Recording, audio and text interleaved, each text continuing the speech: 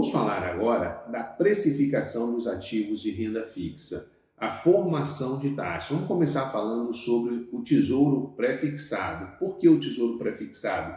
Porque ele é referência para os demais investimentos também. Então vamos ver como é que são formadas essas taxas. O tesouro pré-fixado, vamos pegar um exemplo aqui do tesouro pré-fixado 2026. Eles são formados também a partir da taxa futuro DI. Tá? Então você vai pegar, por exemplo, se você quiser para saber um título, para comparar um título do Tesouro Direto de janeiro de 2026, e aí a gente tem como referência, igual eu coloquei na tela aqui, o DI futuro F, que é o janeiro, eu expliquei, DI 1 de um dia, F é o mês e 26 é o ano, né? Então eu quero saber aí a taxa futura do DI de janeiro de 26. Então eu coloco DI 1F26. Ou eu coloco no Google, ou eu coloco no Home Broker. Eu fiz uma forma simplificada para vocês, tá? Eu coloco no aplicativo lá e aí já vou ter esse resultado, né? Então, a taxa futuro DI aqui está 10,08.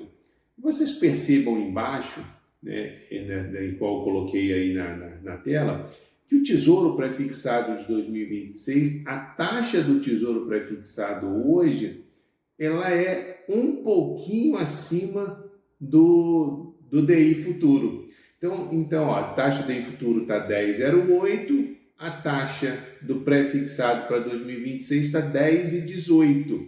Então ela tem o DI futuro um pouquinho de spread, tá? E aí ela tem aqui, ó, embaixo o exemplo do Tesouro Selic de 2026, também rende. O Selic fala qual a projeção desse título chegar no vencimento. Ele também tem um parâmetro da taxa Selic. A taxa Selic é um pouquinho a mais do que o CDI, então ele tem aqui e mais um spreadzinho também.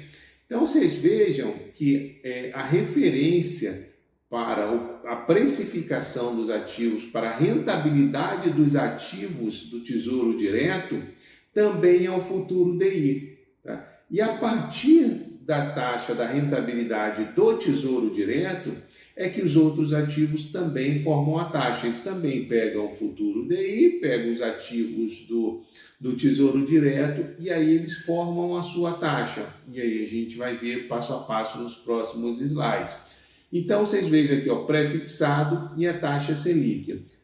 Tem um conceito muito importante que eu vou passar para vocês, que isso aí pouca gente divulga, é assim, se eu tenho um ativo do próprio Tesouro Direto, ou seja, o mesmo emissor, né, pré-fixado para 2026, eu tenho um Tesouro Selic para 2026, e eu tenho um IPCA, o Tesouro IPCA+, né, para a mesma data, pode ter um pouquinho de diferença de mês, é claro, eu vou ter a mesma rentabilidade.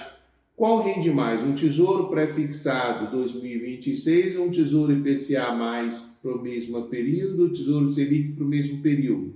Qual que rende mais? Hoje, no momento atual, no momento da aplicação, eles foram formados, né, com a mesma rentabilidade por causa de quê? Do princípio da não arbitragem.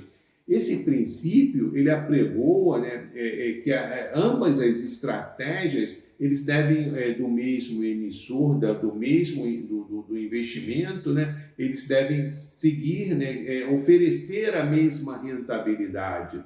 Então, esse conceito é muito importante. Mas aí sempre vai ser lá no vencimento, vai ser a mesma rentabilidade, então não faz diferença eu investir em um no pré-fixado ou no IPCA+, faz diferença. No decorrer do tempo, ele vai sim modificar e pode alterar isso que nós vamos ver. Então, qual que é o melhor, né, para investir? Então, o que fará a diferença na escolha entre o Tesouro Selic e o pré-fixado? Então, assim, se a taxa do CDI de janeiro, a gente está com exemplo, né, nós pegamos o exemplo anterior de janeiro de 2026. Então, se a taxa do CDI ela subir mais que o previsto, por exemplo, a taxa lá ela estava 10,08, correto? Eu coloquei no CDI anterior, tá 10,08. Se a taxa do CDI ela subir mais do que o previsto, por exemplo, o mercado todo, ele estava operando DI futuro a 10,08, mas se ela subir, acontecer alguma coisa na economia e ela subir mais do que o esperado, for, por exemplo, para 12%, o que é melhor eu estar investido? No CDI, no Tesouro Selic ou no pré-fixado? Aí é mais vantagem acompanhar o Tesouro Selic, né? Por que isso? Porque ele vai acompanhar a taxa de juros. Tá? Ele não vai receber o Tesouro Selic, ele vai rentabilizar o que a Selic rentabilizar. Se a Selic for para 12%, ou se eu estou num título atrelado à taxa Selic, né, ele vai acompanhar a taxa Selic e vai para 12%.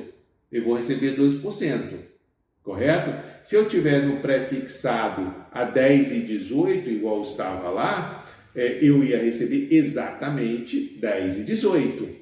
E aí a taxa Selic estava 12, eu ia receber 10,18, eu ia receber abaixo da taxa Selic.